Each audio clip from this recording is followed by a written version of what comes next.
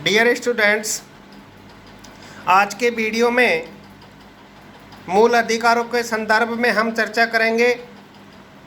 पिछले वीडियो में मैंने आपको मूल अधिकारों के संदर्भ में कुछ बताने का प्रयास किया था। मूल अधिकार क्या हैं, मूल अधिकारों की क्या क्या विशेषताएं हैं, अनुच्छेद 12, अनुच्छेद 13 में क्या है, और उसके बाद भारतीय संविधान द्वारा नागरिकों को कौन कौन से मूल अधिकार प्रदत्त किए गए हैं। जहाँ तक मूल अधिकारों के संदर्भ की बात है, भारतीय संविधान में मूल रूप से भारतीय नागरिकों के लिए 7 प्रकार के अधिकार प्रदान किए गए थे, लेकिन 44वें संविधान संशोधन 1978 के द्वारा भारत के संविधान में संपत्ति के अधिकार को मूल अधिकारों से हटा दिया गया और उसे महज कानूनी अधिकार प्रदान किया गया। तदोपरांत यानी 44वें संविधान संशोधन 1978 के बाद भारतीय नागरिकों को 6 प्रकार के मूल अधिकार भारत के संविधान द्वारा प्रदत्त किए गए हैं। इसी क्रम में पिछले वीडियो में मैंने आपको समानता के अधिकार के बारे में बताया।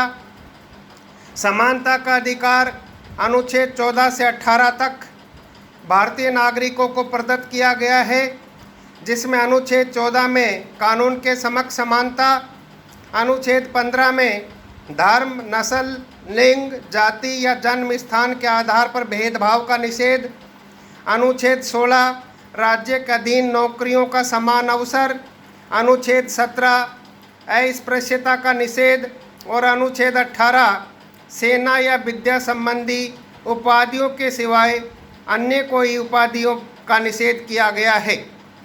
इसी क्रम में दूसरा जो मूल अधिकार है, स्वतंत्रता का अधिकार, राइट टू फ्रीडम, अनुच्छेद 19 से 22 तक भारत के संविधान में नागरिकों को स्वतंत्रता का अधिकार प्रदान किया गया है।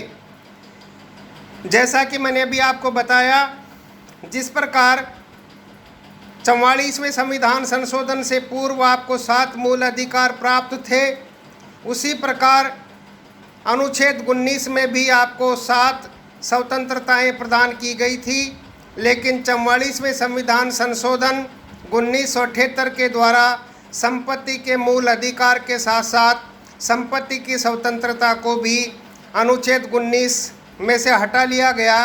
तदोपरांत भारतीय संविधान में अनुच्छेद 19 के तहत 6 प्रकार की स्वतंत्रताएं भारतीय नागरिकों को प्रदान की गई है।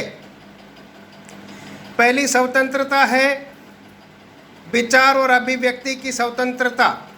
विचार और अभिव्यक्ति की स्वतंत्रता अनुच्छेद 19 के तहत भारत के नागरिकों को प्रदान की गई है। समस्त व्यक्तियों को, भारत के समस्त नागरिकों को विचार और अभिव्यक्ति की स्वतंत्रता प्राप्त है। इसी प्रकार दूसरी स्वतंत्रता है अस्त्र शस्त्र रहित शांतिपूर्वक सम्मेलन करने की स्वतंत्रता। भारत के संविधान में अनुच्छेद 19 के तहत दूसरी प्रकार की स्वतंत्रता अस्त्र शस्त्र रहित शांतिपूर्वक सम्मेलन करने की स्वतंत्रता आपको प्रदान की गई है, जिसका तात्पर्य होता है कि आप कोई भी सम्मेलन, कोई भी समारोह शांतिपूर्वक तरीके से आयोजित कर सकते हैं। ऐसे समारोह, ऐसे सम्मेलनों में अस्त्र शस्त्र पर प्रतिबंध रहेगा। बिना अस्त्र शस्त्र ऐसे समारोह में आपको सम्मेलन करने की आज़ादी होगी। तीसरा है संघ और समुदाय बनाने की स्वतंत्रता। आपको अनुच्छेद 19 के तहत ये भी स्वतंत्रता प्रदान की गई है कि आप कोई भी संघ या समुदाय बना सकते हैं और उस समुदाय या संघ के माध्यम से अपनी आवाज़ उठा सकते हैं। तो संघ और समुदाय बनाने की स्वतंत्रता भी भारत के संविधान द्वारा आपको प्रदान की गई है। चौथी स्वतंत्रता है भारत राज्य क्षेत्र में आबाद भ्रमण की स्वतंत्रता। इसका तात्पर्य होता है कि चूँकि